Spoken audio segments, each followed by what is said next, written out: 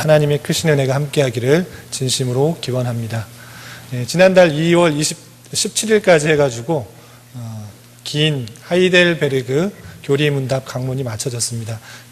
여러분들 꾸준히 참석해서 좋은 교훈을 받았으리라 생각하고 4월부터는 웨스트민스터 대요리 문답을 함께하게 됩니다. 그래서 한 달 정도 비는 기간에는 부교역자와 또 담임 목사님께서 자유 주제를 가지고 또 성도들과 함께 나누는 그런 시간을 마련했는데요.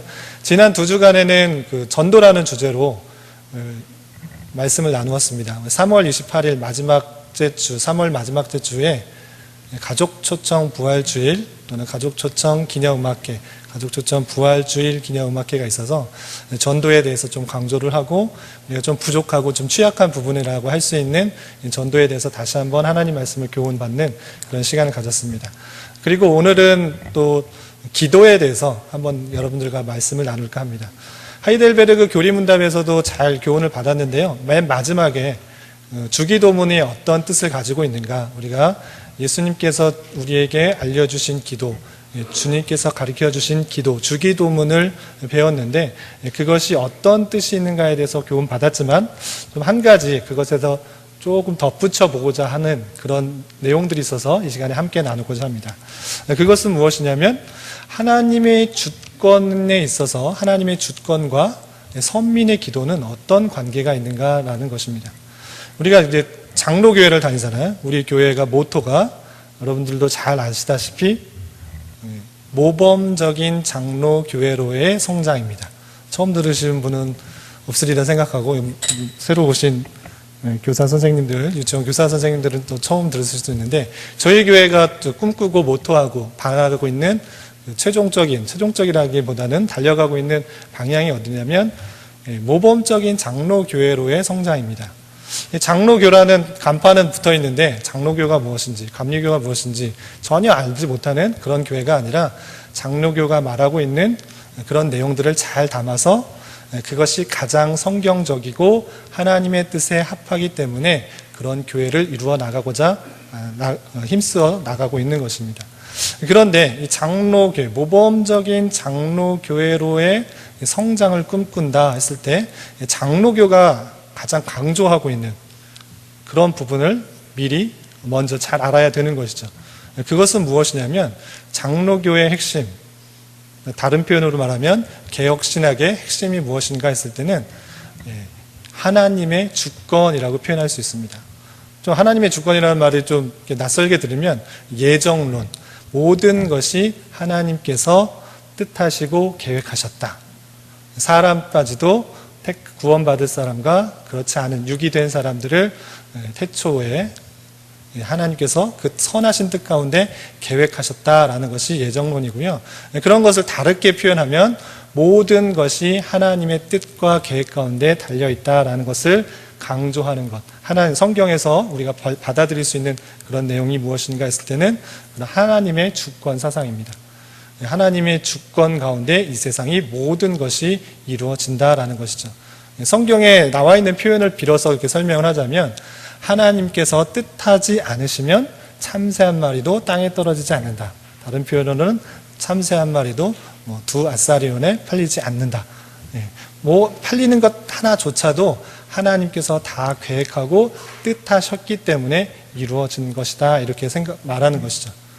그것이 장로교 또는 개혁신학의 핵심적인 사상이라고 할 수 있는데 그런 사상을 가지고 한편으로 생각해 보면 모든 것을 하나님의 뜻과 계획 가운데 이루어 주시는데 그렇다면 왜 우리가 기도해야 되는가라는 생각을 해보지 않으면 안 된다는 것입니다. 하나님께서 내 기도를 들어서 그 기도의 응답으로 나타나시는 그런 하나님의 뜻을 바꾸시는 하나님의 보좌를 옮기시는 하나님의 뜻을 바꾸시는 그런 분이 아니시라면 모든 것이 하나님의 선하신 뜻과 계획 가운데 진행되는 그런 세상이라면 왜 과연 왜 우리는 기도해야 하는가라는 생각을 가져야만 한다는 것이죠. 그런 생각 없이 그냥 성경에 나오고 기도하라 그러고 했으니까 기도한다. 물론 맞는 표현이지만 그런 고민들이 함께 있을 때 우리의 기도가 더 힘있고 바르고 분명해질 수 있다, 이렇게 생각할 수 있는 것입니다. 그래서 오늘 이 시간에는 하이델베르그나 다른 여러 가지 교리를 통해서 기도는 어떻게 해야 되고 어떤 내용이 담겨야 되고 그것이 뜻하는 것들이 무엇인지 자세하게 배웠기 때문에 오늘 이 시간은 에스겔서 36장의 말씀을 가지고 하나님의 주권 가운데 선민이 기도하는 것이 어떤 의미가 있는지에 대해서 짤막하게 생각해 보고자 하는 것입니다. 에스겔서 말씀은 여러분들도 잘 아시다시피 이런 내용이 담겨 있습니다.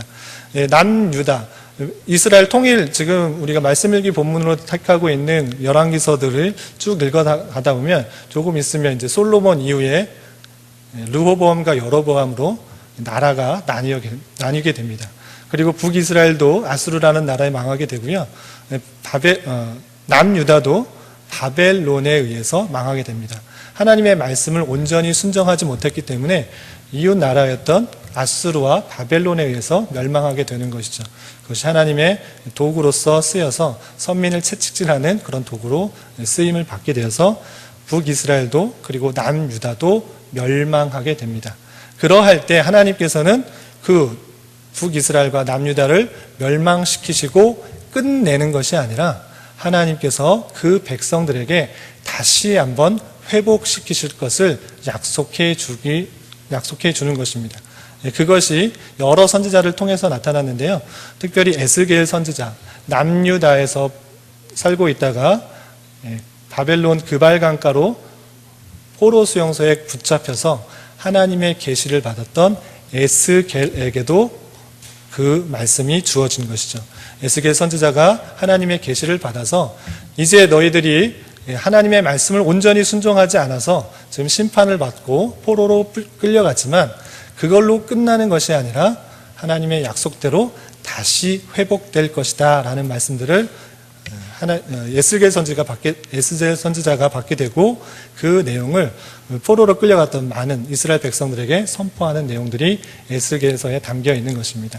그런 여러 내용들 중에 하나님께서 회복시키실 것이다, 그래야지 너희들이 하나님을 온전히 깨닫게 될 것이다 라고 많이 표현하고 있는데요. 그 중에서 36장의 내용들을 한번 살펴보자 하는 것입니다.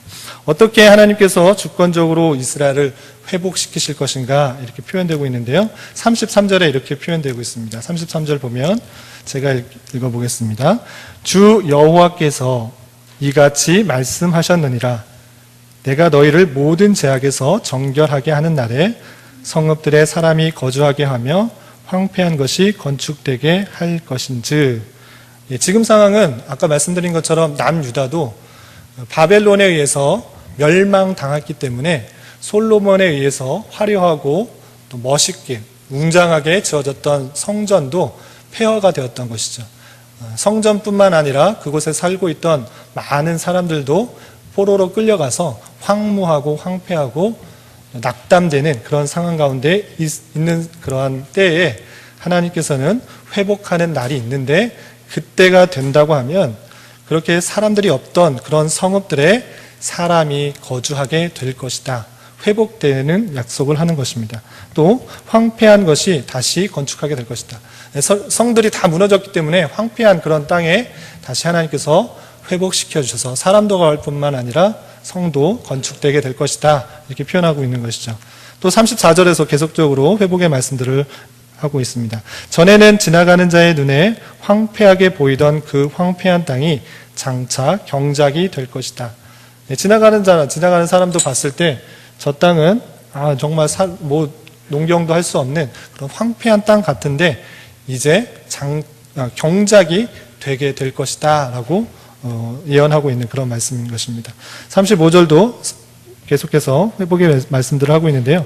사람이 이르기를 이 땅이 황폐하더니 이제는 에덴 동산같이 되었고 황량하고 적막하고 무너진 성읍들에 성벽과 주민이 있다 하리라. 사람이 이르기를 그 예루살렘 땅이, 이스라엘 백성들이 살고 있던 그 예루살렘 땅이 황폐하였었는데 정말 살기 좋은 에덴 동산 같이 되었구나, 이렇게 고백하게 될 것이다. 황량하고 적막하고 무너진 성읍들이었는데 이제 주민이 살고 있는 회복된 모습들을 고백하게 될 것이다 라고 표현하고 있는 것이죠. 그리고 36절에서도 이렇게 표현하고 있습니다. 너희 사방에 남은 이방 사람이 주변 사람도 이스라엘 백성뿐만 아니라 주변에 남아있는 그런 사람들도 이방 사람이 나 여호와가 무너진 곳을 건축하며 황폐한 자리에 심은 줄을 알게 될 것이다. 이스라엘 백성뿐만 아니라 주변에 남아있는 사방에 남아있는 이방 사람들도 무너진 곳을 건축하며 황폐한 자리에 심은 줄을 알게 될 것이다 라고 표현하는 것처럼 이제 시기가 되면 하나님께서 모든 죄악을 정결하게 하는 그런 날이 되면 이스라엘이 그 무너졌고 황폐하고 낙담되는 그런 폐허 같은 예루살렘 성이 다시 사람이 살게 될 것이고 경작되게 될 것이고 많은 사람들이 회복되어서 에덴 동산 같은 그런 모습이 있을 것이다 이렇게 표현하고 있는 것이죠. 뿐만 아니라 37절 38절에도 이렇게 비유하고 있습니다. 37절 하반절에 보면 내가 그들의 수요를 양떼같이 많아지게 할 것이다. 사람이 한 명도 살고 있지 않은데 양떼같이 많은 그런 사람들로 채울 것이다. 이렇게 말하고 있는 것입니다. 그런 양떼가 어떤 양떼인가? 38절에 제사 드릴 양떼 곧 예루살렘이 정한 절기의 양 무리같이 황폐한 성을 사람의 때로 채우리라 라고 표현하고 있는 것이죠. 절기가 되면 많은 사람들이 제사를 드리기 위해서 순전한 양을 끌고 예루살렘 성으로 모여들게 됩니다. 수많은 양들이 모여드는 장관을 이루게 되는데 그러한 것처럼 수많은 양들이 모이는 것처럼 절기가 되면 수많은 양들이 모이게 되는데 그러한 것처럼 하나님의 때가 되면 그렇게 사람이 많아지게 할 것이다 라고 표현하고 있는 것입니다. 그렇게 회복의 약속을 하고 있는데 중요한 것은 그 이스라엘이 회복되는 데 있어서 그 주권이 누구인가라는 것입니다. 우리가 기대하기는 이제 하나님께서 죄를 지은 자에게 심판하셨기 때문에 이스라엘 백성들이 회개하고 뉘우쳐서 자신의 마음들을 통회하여서 하나님께 기도하고 간구하여서 내 죄를 용서해 주십시오. 회복하게 해 주십시오. 모든 사람들이 그렇게 회개하여서 뉘우쳐서 하나님의 마음이 감동하여서 이스라엘이 회복될 것이다 라고 표현되면 좋을 것 같은데 성경에서는 그렇게 표현하고 있는 것이 아닌 것을 살펴볼 수 있습니다. 33절과 36절에서 보면 그렇게 회복하게 하는 데는 하나님의 절대적인 주권이 있는 것을 볼 수 있습니다. 33절에 아까 읽었는데요. 33절 보면 내가 너희를 모든 죄악에서 정결하게 하는 날에 사람이 건축하게 하며 건축되게 할 것인즉 내가 라고 하고 있는 것입니다. 내가 정결하게 하고 또 건축하게 하고 사람이 있게 한다라고 표현하고 있는 것입니다. 36절에서도 그 주체를 자신 하나님으로 표현하고 있는 것을 볼 수 있습니다. 36절에 나 여호와가 무너진 곳을 건축하며 황폐한 자리에 심은 줄을 알 것이다. 하나님께서 그렇게 하신 줄을 알게 될 것이다 라고 표현하고 있습니다. 그렇게 하나님께서 하나님의 주권 가운데 이스라엘 백성이 어떠함에도 불구하고 어떠하든지 상관없이 택하신 백성이기 때문에 회복을 약속하시는데 그 회복의 확실성을 이렇게 표현하고 있습니다. 36절 하반절에 나 여호와가 말하였으니 이루리라. 하나님께서 그렇게 계획하셨고 뜻하셨고 원하셨고 그렇게 말하였기 때문에 그 일들이 이루어질 것이다 라고 표현하고 있는 것이죠. 사람들이 모두 이스라엘 백성들이 포로에서 너무 힘들고 어려워서 다 회개하였기 때문에 회복시켜 주신다 이렇게 표현하지 않고 내 생각이 내 계획이 하나님께서 말씀하셨기 때문에 그것이 하나님의 뜻이기 때문에 회복될 것이다 라고 표현하고 있는 것이죠. 하나님의 주권 가운데 그 일들이 일어난다. 이스라엘 백성이 회복되는 일이 일어난다라고 하고 있는 것입니다. 그렇다면 하나님께서 알아서 포로된 백성들을 알아서 하나님이 말하였고 하나님께서 원하시기 때문에 회복시키실 것인데 예루살렘이 회복될 것인데 그러면 이스라엘 백성들이 할 일이 무엇인가? 선민이 과연 해야 될 일이 무엇인가? 라고 생각할 수 있는데 그때라도 해야 될 일이 있음을 오늘 본문 37절에서 이렇게 말하고 있는 것입니다. 37절은 한번 같이 읽어보도록 하겠습니다. 시작. 주 여호와께서 이같이 말씀하셨느니라.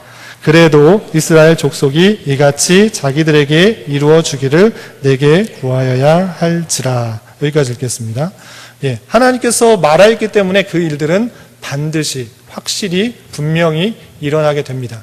그렇지만 하나님께서 이스라엘 백성들에게 요구하는 것이 있는 것입니다. 그것은 다름 아니라 그래도 이스라엘 족속이 하나님의 택하신 백성이 선민이 이같이 자기들에게 이루어 주기를 하나님께 구하여야 한다.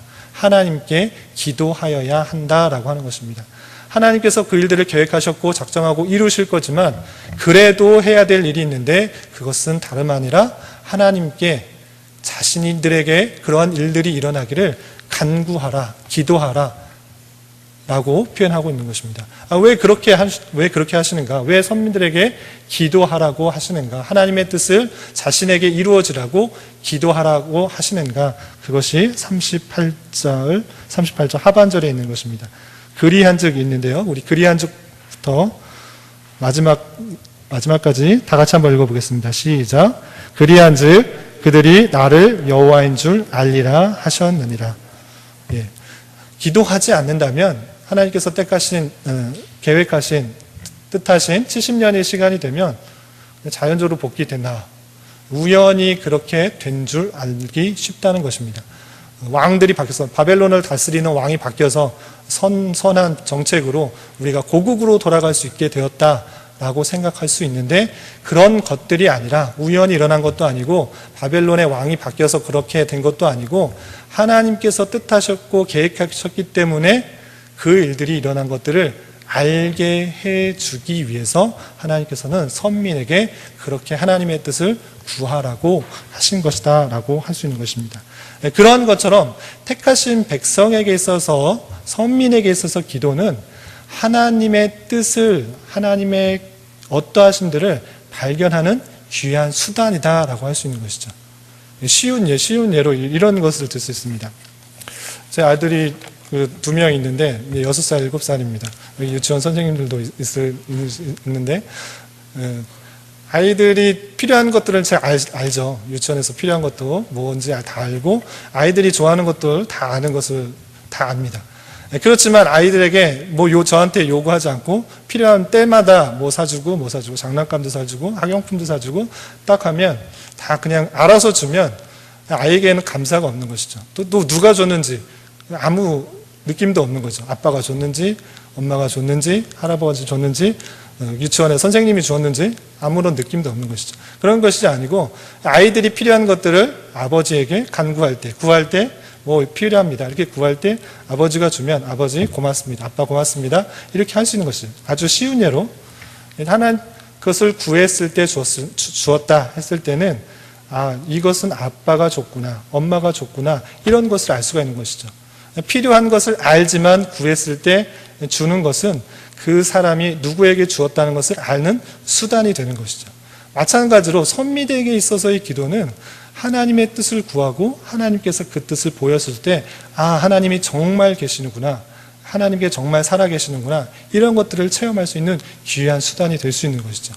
우리 교회에 있어서도 상당히라고 표현하는 늘 조심해야 될 것들 중에 하나는 무엇이냐면 많은 교리와 성경 공부의 지식들을 쌓아가는 것 상당히 중요하고 매우 중요한 일입니다.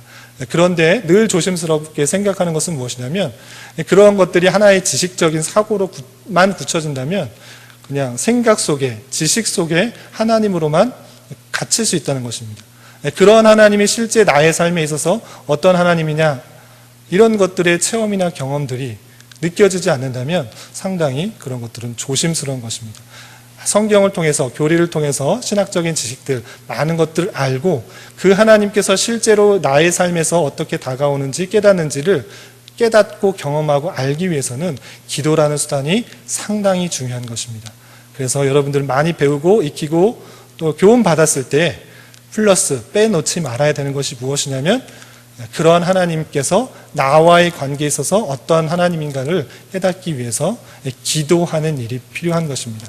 하나님의 뜻을 배웠고 하나님께서 원하시는 것들을 잘 교훈받았다면 그것들을 기도하고 그 하나님께서 원하시는 것들이 내 앞에서 내 삶에 있어서, 내 주변과의 관계에 있어서 어떻게 역사하시는지를 발견할 수 있어야 되는 것입니다. 단순히 그냥 머리로서 지식적으로만 알아가는 것이 아니고 실제의 나의 삶에 있어서 어떠한 하나님으로 경험되어지나 깨닫게 되느냐 발견하게 되느냐를 아는 것, 이것이 중요한 일이고 그것이 기도가 그러한 역할들을 할 수 있다라고 하는 것입니다. 그렇기 때문에 하나님의 주권 가운데 선민의 기도는 가장 중요한 것은 하나님과 하나님의 뜻을 발견하는 가장 귀한 수단이다라고 할 수 있는 것입니다.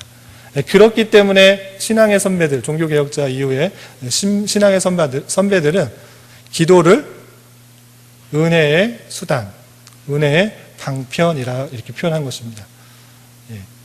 은혜의 수단 뭐뭐 있죠? 잘 배우셔서 아시죠? 첫 번째, 말씀. 두 번째, 성례. 세 번째, 기도. 말씀과 성례가 왜 은혜의 수단인가?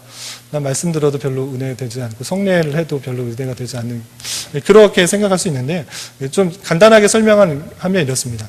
은혜의 수단이다라는 것은 무엇이냐면, 은혜라는 것이 뭐냐면 값없이 좋은 것을 받는 것, 그것을 은혜라고 이렇게 표현합니다. 근데 조금 좋은 것은 뭐 별로 이렇게 은혜 받았다 생각하지 않는데, 가장 좋은 것을 받았을 때 은혜를 받았다 이렇게 생각할 수 있는 것입니다. 이 성도에게 있어서 가장 좋은 것, 가장 선한 것이 무엇인가, 최고의 선은 무엇인가, 가장 큰 상급은 무엇인가 했을 때는 다름 아니라 하나님입니다. 하나님이 우리의 최고의 선이 되시고 가장 큰 상급이 되신다라는 것입니다. 물론 돈, 명예, 지위, 사랑 등등등을 원하고 꿈꾸고 있을 수 있지만 그 모든 것들을 허락하시기도 하시고 빼앗아가기도 하시는 분이 누구시냐면 하나님이시기 때문에 가장 큰 상급은 우리에게 있어서 하나님이 되는 것입니다. 그러할 때 하나님을 깨닫고 하나님을 경험하고 하나님을 알아가고 하나님을 발견하는 것, 그것이 은혜에 받는 것입니다. 그렇기 때문에 말씀을 통해서 하나님을 발견하고 깨닫고 알아갈 수 있기 때문에 말씀이 하나님의 은혜를 받는 수단이 되는 것이고요. 또 성례에는 성찬과 세례가 있는데 성찬을 통해서 우리의 연약한 믿음을 더 굳건하게 해주는 것이죠. 성찬을 하면서 예수님이 흘리신 피와 또 살을 생각할 수 있습니다. 우리가 우리를 위해서 달려 돌아가셨다 이렇게 말했을 때 여러분들은 이렇게 믿음이 좋아서 이렇게 그런가 보다 아멘 이렇게 믿을 수 있지만 많은 사람들이 그렇게 믿기는 쉽진 않아요. 여러분들 예수님 보셨습니까? 예수님이 우리를 위해서 십자가 달려 돌아가신 거 보셨습니까? 아무도 본 적이 없어요. 그렇기 때문에 말씀이 퍼져나는 곳마다 꼭 시행하라고 하셨던 것 중에 하나가 성찬인 것이죠. 너희를 위해서 내가 진짜 정말로 확실히 피를 흘리고 살을 찢겼다. 우리가 그렇게 돼야 되는데 너희들 대신 이렇게 십자가에 달려 돌아가신 것을 잊지 말라. 기념하라. 그것을 기억하면서 성찬을 할 수 있도록 하는 것이죠. 세례도 마찬가지로 하나님의 주님의 몸된 교회의 일원으로서 포함되는 것으로서 하나님과 잘 깨달을 수 있는 그런 방편으로서 있기 때문에 세례도 은혜의 수단이다 이렇게 표현하는 것이고요. 마찬가지로 오늘 주제가 되는 기도 또한 하나님을 발견하는 중요한 수단이기 때문에 은혜의 방편이다, 은혜의 수단이다 이렇게 표현할 수 있는 것입니다. 그런 의미에 있어서 가만 생각해 보면 기도는 누가 하는 것인가를 한번 더 생각해 볼 수 있어요. 예전에는 기도는 내가 한다 이렇게 생각했지만 하나님의 말씀을 통해서 우리가 교훈 받기는, 또 생각해 보기는 과연 내가 기도하는 것인가, 그런 것이 아니고 하나님께서 성도들에게, 선민들에게 기도하게 하신다라고 생각할 수 있어야 됩니다. 제 삶의 간증을 잠깐 짧게 하자면, 제가 목사라고 이렇게 지금을 받고 목회 일들을 하지만 어렸을 때는 이렇게 제가 목사가 되리라고는 생각을 못했던 것 같아요. 그냥 작은 교회에 신앙생활 하면서 늘 기도했던 것들은 이것입니다. 하나님 제발 우리 교회가 옆에 있는 교회처럼, 큰 교회처럼 성도가 많아지게 해주시고 부흥되게 해주십시오. 이런 기도를 끊임없이 했던 것 같아요. 뭐 철이 없을 때고, 또 우리 교회가 작다 보니까 좀 아쉬움도 많고, 또 이렇게 별로 이렇게 사람들이 웅성웅성 되지 않으니까 사람이 한 명 빠지면 항상 이렇게 좀 쓸쓸하고 외롭고 그런 마음들이 많이 있어서 제 기도 중에 거의 빼놓지 않고 했던 기도가 우리 교회도 좀 성장하게 해주시고 부흥되게 해주시고 또 공동체 잘 회복되게 해주십시오. 이런 기도를 많이 했던 것 같아요. 그러다 보니까 하나님께서 어떻게 인도해 주셨는가, 그런 공동체를 세우게 하려는 그런 마음들이 많이 생기게 되고, 그렇다면 내가 여러 직업을 갖고 또 교회를 섬기는 것보다는 전임으로 하여서 모든 시간을 교회를 세우고 공동체를 세우고 성도를 섬기는 그런 일들을 감당하는 게 좋겠다라는 생각이 들고, 그렇게 하려면 신학교에 가야 된다 그래서 신학교에 가고, 또 뒤늦게 신학을 하다 보니까 열심히 하고 또 하다 보니까 또 학회라는 곳에 또 들게 되고, 많은 것들을 접하다 보니까 또 개혁신학의 내용들을 받게 되고, 개혁신학의 내용들을 접하다 보니까 자연스럽게 신반포 중학교에도 오게 되고, 또 졸업할 때쯤 되니까 또 강도사 시험을 봐야 된다 그래서 시험 보니까 강도사라고 불리우고, 또 얼마 있다가 결혼을 하고 또 그러다 보니까 또 목사라고 이렇게 칭하는 것을 보게 돼요. 그렇게 쭉 일련의 과정들을 되돌아보니까 하나님께서 정말 공동체를 향한 마음을 품게 하시고 기도하게 하시고 또 나를 이곳까지 이끄셨구나라는 생각을 하게 된 것이죠. 그래서 하나님께서는 우리를 기도하게 만드셔서 하나님의 뜻으로 이끌어 나가신다라고 생각을 할 수 있어야 되는 것입니다. 모든 상황과 여건을 만들어서 하나님께서는 하나님의 뜻으로 마음을 품게 하시고 기도하게 하시고 그 길로 가게 하신다, 이렇게 생각할 수 있어야 되는 것입니다. 그런 방편에 있어서 하나님의 주권 가운데 성도를 기도하게 하실 뿐만 아니라 한 걸음 더 나아가서 어떻게 하시는가, 그 기도를 이룰 수 있도록 그 사람을 사용하신다라고 이해하면 될 것입니다. 예를 이런 걸 들 수 있습니다. 하나님의 그 뜻을 이루기 위해서 하나님께서는 성도에게 그 마음을 품게 하시고 하나님의 뜻을 보게 하시고 성도를 기도하게 하신 다음에 그 기도의 뜻 가운데 그 기도를 이룰 수 있도록 성도에게 그 일들을 행할 수 있도록 하신다는 것이죠. 제가 이렇게 기도했던 것처럼 그런 마음을 주고 기도하고 그 길을 가고, 결론적으로는 목회의 길을 걸었던 것처럼 하나님께서는 그의 마음을 주시고 그의 삶을 변화시켜서 그 일들을 행하게 하신다는 것이죠. 무슨 말을 하고 싶은 것이냐면, 기도를 했으면 그 기도를 이루기 위한 삶이 함께 녹아지고 포함되어야지 하나님께서 진정으로 원하시는 기도의 모습을 이룰 수 있다는 것입니다. 그런 예가 있습니다. 많이들 들어보실 예라고 생각되는데, 어떤 교회에 기도 열심히 하는 권사님이 있으셨대요. 새벽 기도 한 번도 안 빠지시고 금요 기도에도 안 빠지시고, 그분이 기도하는 것 중에 하나가 빠지지 않고 기도하는 것이 뭐였냐면, 가정 형편이 너무 어려워가지고 자식들도 결혼시켜야 되는데 결혼시킬 돈도 없고, 그래서 늘 기도하는 것이, 이거 예입니다. 실화는 아닌 것 같아요.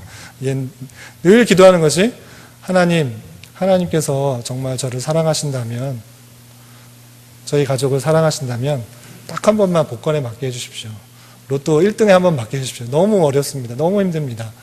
한 번만 맞게 해주십시오. 그러면 그것 때문에 하나님을 더욱더 찬양하고 하나님을 위해서 열심히 살 수 있을 것 같습니다. 이렇게 매일매일 기도하고 40일 되고 80일 되고 늘 기도를 했대요. 그러던 중 어느 날 밤 꿈속에서 하나님께서 나타나셨다고 합니다. 예화입니다. 그냥 무속의 예화인데, 실제로 나타난 건지는 모르지만 하나님이 나타나셔서 그 권사님에게 말씀하셨대요. 다 좋은데, 그래, 너 정말 열심히 기도하고 간절히 기도하는 거, 정말 열심히 헌신하는 그런 모습도 좋고 기도하는 거 좋다. 내 형편도 다 안다. 내가 너 로또 1등 맞게 해주겠다.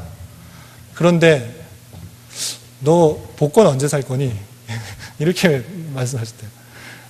그 권사님의 기도는 항상 이렇게 복권 1등 이렇게 맞는 것에 기도했는데 실제로는 복권을 한 번도 산 적이 없다는 그런 우스갯적인 예화입니다.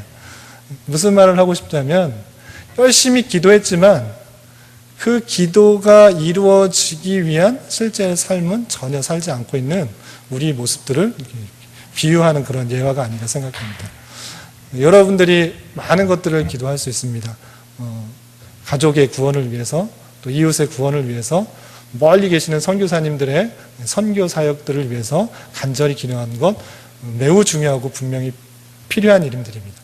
그러한데 그렇게 기도를 했으면 실제로 하나님께서는 어떻게 역사하시는가? 우리가 기도했기 때문에 선교사님들이 잘하고 내 남편이, 내 가족이 열심히 갑자기 바뀌는 것이 아니라 나를 통하여서 선교 사역을 잘 할 수 있도록 그렇게 해 나가는 것이죠. 나를 통하여서 복음이 전파되어서 내 가족이 구원받을 수 있도록 하는 것이죠. 열심히 가족을 위해서 구원을 위해서, 가족 구원을 위해서 기도는 하지만 실제로는 복음을 한 번도 전해본 적도 없고 성도다운 삶의 모습을 드러낸 적이 한 번도 없다. 그렇다면 그 기도는 그냥 공허한 외침이 될 것이다 라고 할 수 있는 것이죠. 그렇기 때문에 우리가 기도를 했다면 그것을 하나님의 뜻을 이루기 위한 삶의 모습도 따라가야 된다라고 할 수 있는 것이죠. 그리고 한 가지 더 붙이자면 기도만 하는 것은 또 조심하는 것입니다. 조심해야 되는 것. 비슷한 비유인데 제가 신대원 때 한 교수님이 기도에 대해서 강조하면서 이런 표현을 하셨던 것을 기억합니다. 내가 열심히 성경을 보고 신학을 연구하는 것, 그것은 하나님 앞에서 기도하는 삶이다 라고 표현한 것입니다. 내가 3시간 기도하고 성경책 한 번도 안 보는 것보다 30분을 기도하고 2시간 30분을 성경 보는 일이 필요한 것이다.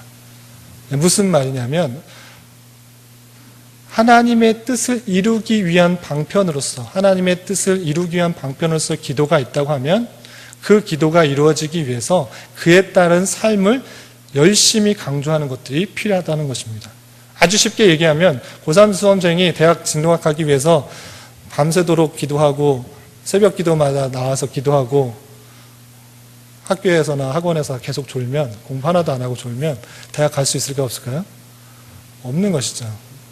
그 시간을 정확하게 좀 분별을 해서 30분이면 30분, 1시간이면 1시간, 필요한 시간, 가장 중요한 시간 하나님께 기도하고 그거에 따른 삶을 살아야 그 뜻을 이룰 수 있는 것입니다. 그래서 기도만 하는 것도 위험하다라고 했습니다. 기도에 따른 합당한 삶이 뒤따라야지 그것이 정말 하나님께서 원하시는 하나님의 뜻을 이루어드리는 기도라 이렇게 할 수가 있는 것입니다. 그런 모습들을 보면서 결론적으로 은혜의 수단, 하나님의 뜻을 발견하고 하나님의 뜻을 이루기 위한, 하나님의 선하심들을 이루기 위한 수단으로서의 기도와 관련하여서 몇 가지 기억했으면 좋을 것을 나눌까 합니다. 첫 번째는 하나님의 뜻을 먼저 찾고 그의 나라를 의를 구하는 모습들이 있었으면 좋겠습니다. 기도하라 이렇게 했을 때 좀 답답해하는 사람들이 있어요. 무엇을 기도할까? 내 욕심과 내 정욕들을 구하지 않는다면 내가 하나님의 뜻을 무엇인지 알고 이렇게 기도하나? 이렇게 걱정하시는 분들이 없지 않아 있어요. 그런데 그것은 너무 걱정할 필요는 없어요. 신앙의 수준에 따라 기도하기 마련입니다. 그래서 초신자에게 너무 하나님의 거창한 뜻을 구하고 기도하고 간구할 수 있는 것은 아니라 생각을 하게 됩니다. 신앙의 뜻, 하나님 말씀과 성경을 계속적으로 알아가다 보면 하나님을 더욱더 찾고 구하게 되는 것이죠. 그런데 중요한 것은 무엇이냐면 먼저 하나님의 뜻을 찾으려는 그런 모습들, 하나님의 절대 주권 가운데 내가 있다는 것을 알고 내 상황과 여건들을 피하기 위한, 내가 좀 더 안락하고 편안한 삶을 살기 위한 그런 기도는 좀 지양해야 되고 하나님의 뜻이 무엇인지를 구하는 기도를 하면 좋겠다라고 생각이 드는 것입니다. 예를 들면 요셉 아시죠? 구약시대의 요셉이 형들에게 팔려가서 많은 숱한 어려움을 겪고 누명을 써서 감옥에 가게 되는 것을 보게 됩니다. 만약에 요셉이 이렇게 기도했다면 요셉이 총리가 될 수 있었을까? 이스라엘 백성들을 극한 가난에서 구할 수 있을까 생각을 해보게 됩니다. 내가 왜 이렇게 불의하게 억울하게 형들에게 팔려와서 누명을 써서 감옥에 있어야만 합니까? 하나님 이 상황을 벗어나게 해주십시오. 나 누명 벗게 해주십시오. 이것을 빠져나오게 해주십시오. 이렇게만 간구했다면 정말 그 요셉이 총리가 될 수 있었을까 생각을 해보게 되는 것입니다. 하나님께서는 실수가 없으시고 하나님의 놀라운 뜻 가운데 우리 모두를 그 뜻 가운데 주장하시고 운행하시고 다스린다 생각할 때 내게 닥친 상황을 피하기 위한 수단으로만 여기지 마시고 이 상황과 환경과 여건을 통해서 하나님께서 뜻하신 것이 무엇인지를 찾는 노력들이 중요하다라고 할 수 있는 것이죠. 당장에는 내 어려움들이 지나가길 바라고 이 고통들이 없어지길 바라지만 하나님께서는 그 고통과 어려움과 힘듦조차 하나님께서 뜻을 이루고자 하는 방편으로 쓰신다라고 생각할 수 있어야 되는 것이죠. 그러할 때 내 자신의 욕망만이 아니라 하나님의 뜻이 무엇인지 하나님의 계획이 무엇인지를 발견하기 위해서 기도하는 노력이 필요하다라고 할 수 있는 것입니다. 그렇기 때문에 두 번째로 또 생각해야 될 것은 무엇이냐면 모든 일에 기도를 먼저 하는 일들이 필요하겠다 할 수 있습니다. 세상이 점점점 특별히 우리나라 또 여러분들 각자의 주변의 모습을 보면 너무 일이 많아서 바쁜 생활을 하게 되는 것을 보게 돼요. 기도하기조차, 기도할 시간조차 없어서 바쁜 삶을 살아가고 있는 것을 보게 되는데 그럴수록 더욱더 하나님의 뜻이 무엇인지 먼저 기도하는 일이 중요하다라고 할 수 있습니다. 실제로 그 일들이, 해야 될 일들이 많은 것이 아니라, 많아서 기도하지 못하는 것이 아니라 신앙의 삶의 우선순위를 따로 뒀기 때문에 기도할 시간이 없고 성경 볼 시간이 없는 것이죠. 그 중요성을 하나님과의 깊이 교제하는 것, 하나님의 뜻이 무엇인지를 알려고 하는 노력들 가운데 우선순위를 두어야 하나님의 뜻을 발견할 수가 있고 하나님의 뜻이 무엇인지를 깨달을 수가 있고 그 뜻대로 행할 수 있다라고 할 수 있는 것입니다. 특별히 우리에게 너무나 상황 가운데 바쁜 삶 가운데 묻혀서 하나님의 뜻을 잊고 살아갈 때가 많이 있는 것 같습니다. 그럴 때 나의 우선순위를 하나님의 뜻을 발견하기 위한 기도의 시간 또는 말씀 보는 시간을 중심으로 두어서 하나님의 뜻을 계속적으로 발견하여서 하나님의 동행하심을 경험하고 또 하나님의 어떠하심들을 날마다 체험할 수 있어야겠다 생각을 해보게 됩니다. 마지막으로 그렇게 기도한 것들, 하나님께 기도한 것들이 실제로 나의 삶을 통하여서 이루어지기를 최선을 다하는 그런 삶을 살아야 될 것이다 할 수 있습니다. 기도한 것이 공허한 외침이 아니라 공허한 하늘의 울림이 아니라 정말 그렇게 삶을 살아가길 원하시는 하나님의 그런 음성이고 뜻이라는 것들을 기억하면서 내 삶을 단속하여서 그렇게 기도한 대로 삶을 살아드리는 것, 삶을 살아가는 것, 이것이 하나님의 주권을 이루어드리는 성도의 한 방편으로서 알고 그렇게 살아갈 수 있도록 해야 되겠다 할 수 있는 것입니다. 그래서 외식적인 기도를 하는 것이 아니라 믿음으로 기도하며 기도한 대로의 삶이 이루어질 수 있도록 각자에 맞춰진 그 삶의 자리에서 최선을 다하는 삶의 행동으로서의 기도의 모습도 있어야 되겠다 생각을 해보게 되는 것입니다. 마지막 마무리를 하도록 하겠습니다. 선민에게 있어서 기도는 하나님께서 선한 계획을 가지고 섭리하시는 자신을 알리기 원하시며 그 선한 뜻을 이루어 나가기 위한 한 방편으로 사용된 것을 우리 살펴볼 수 있었습니다. 바른 기도의 내용을 교훈받은 성도답게 주님의 뜻을 더욱 알기에 힘쓰고 또한 그 뜻이 이루어지기를 열심히 간구하며 삶으로서 행할 수 있는 우리가 되기를 바라는 것입니다. 우리 모두가 하나님의 선한 뜻을 이루어가는 데 있어서 귀한 도구로 쓰임받는 그런 은혜가 있기를 진심으로 기원합니다. 네, 기도하겠습니다. 하나님 아버지 감사합니다. 오늘 말씀을 통해서 하나님의 주권 가운데 역사하시는 섭리 속에서 선민의 기도의 의미에 대해서 다시 한번 생각해 보았습니다. 하나님께서 하나님과 그 뜻을 보이시기 위해서 우리를 기도하게 하시는 방편이 있음을 알아 우리가 기도할 때 먼저 말할 수 없는 탄식으로 우리를 위해 간구하시는 성령님의 마음을 잘 알고 우리의 모든 것을 주님께 맡기며 먼저 하나님의 뜻과 나라를 구할 수 있는 자 되게 하여 주시옵소서. 또한 기도한 대로 삶을 살아드리며 하나님의 계획 가운데 선한 도구로 쓰임받는 은혜가 우리 모두에게 있게 하여 주시옵소서. 예수님의 이름으로 기도드리옵나이다.